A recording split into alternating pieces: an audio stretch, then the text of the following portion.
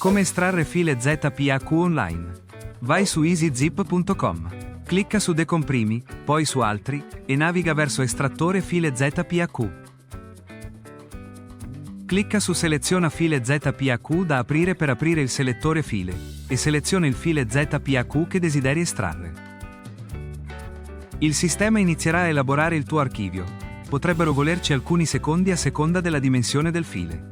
Una volta completata l'estrazione, tutti i file saranno elencati. Puoi cliccare su Anteprima per ispezionare il contenuto prima di scaricare. Se sei soddisfatto, clicca su Salva per salvare il contenuto estratto nella cartella selezionata. È così facile. Spero che sia d'aiuto. Per favore clicca sul logo e iscriviti, significherebbe molto per noi.